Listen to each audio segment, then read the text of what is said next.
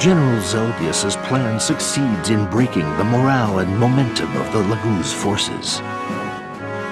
Skrimir accepts a challenge to single combat with Zeligus and barely escapes with his life.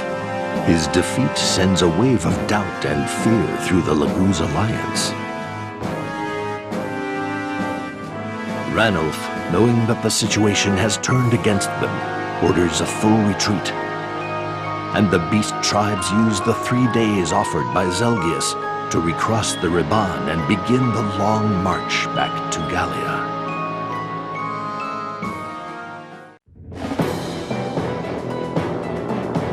During the war between the Laguz Alliance and Benyan, the 3 remaining countries on Telius, Dain, Crimea, and Goldoa, have thus far remained neutral.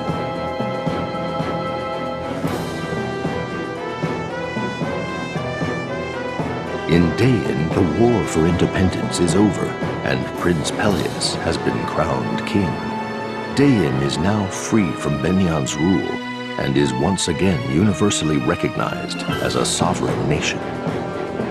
Micaiah decides to honor the promise she had made and continue on as the general of Dain's armies until the country stabilizes. Most of her companions remain by her side, helping to restore their beloved country. It is their hope that Dain will recover soon, both politically and socially.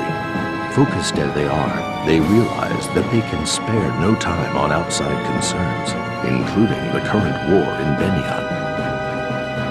However, King Pelias has a mysterious change of heart and orders Micaiah into the war on Benyan's side.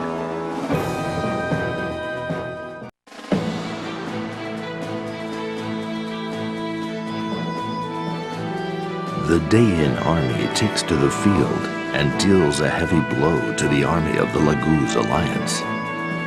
This sudden aggression shocks the Alliance like a lightning bolt on a clear day.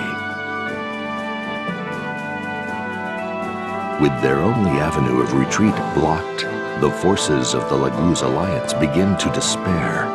As the last shred of hope is fading, Skrimir appears before his troops and rallies them on, bolstering their failing strength. Gallian morale is further improved by the appearance of Tibarn and Ike's forces, who aid the Beast Army with talon and steel.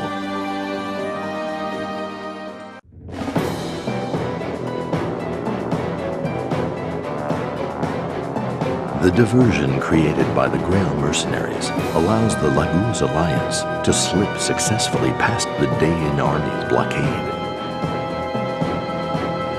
Yet General Zeligus and his central army show no mercy and continue their relentless pursuit of the Laguz Alliance.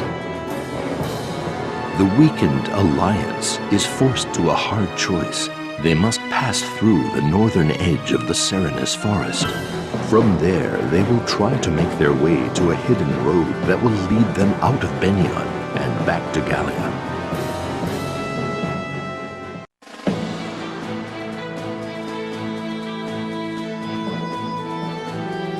Goldoa, the land of dragons, lies secluded in the southwestern corner of Telius. No foreigner, Laguz or Bjork, is permitted within its borders.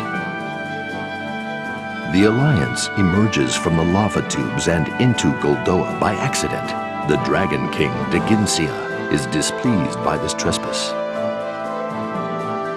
However, Ike's former companions Nasir and Ina appeal to Deginsia to allow the passage of the Laguz Alliance.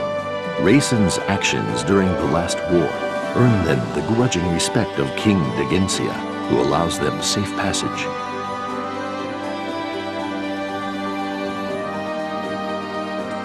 Meanwhile, Benyan calls off its pursuit of the Alliance and finds its passage into Gallia blocked by the nation's great mountains and deep forests. The Central Army's momentum breaks upon these obstacles like an ocean wave against solid rock. Senator Valtome arrives to take command of the Central Army. He orders Zeligus to march on to Gallia by way of Crimea. Observing diplomatic protocol, Valtome petitions the Queen for passage, as well as supplies and additional troops. Queen Alincia, however, goes against the wishes of the Crimean nobles and resolutely denies each of Valtome's requests. Her reply enrages Valtome, who sees Crimea as little more than a vassal of the Empire.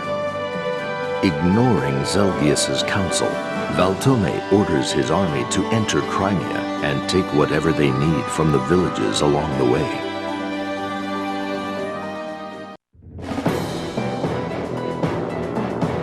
After Alencia's meeting with Valtome, the Crimean royal knights return to the capital of Melior, leaving the border villages between Crimea and Gallia completely undefended.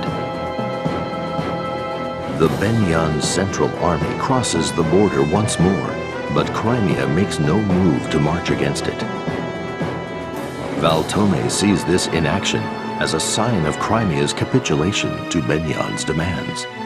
The Benyan forces occupy the Crimean castles and forts on the border with Gallia and prepare to launch their attack.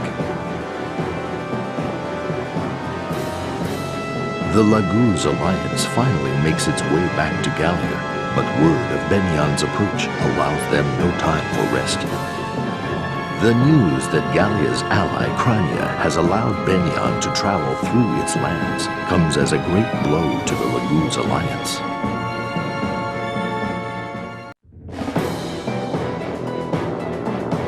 Apostle Sanaki arrives without warning at the Central Army's main camp in Crimea. With a strength born of conviction, she exposes the Senator's vile plot to undermine and usurp her. Valtome counterattacks with a claim crafted by the Senate that the Apostle is a fraud who, along with her Prime Minister, Sephiroth, is attempting to deceive all of Benyan and lead them away from the goddess's graces.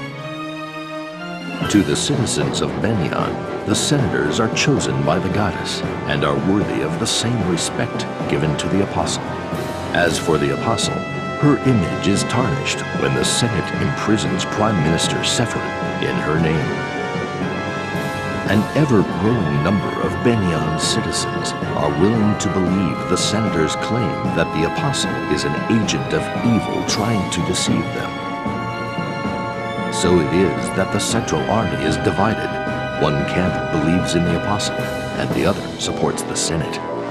This new turmoil fans the flames of chaos into a mighty conflagration burning across Tellius.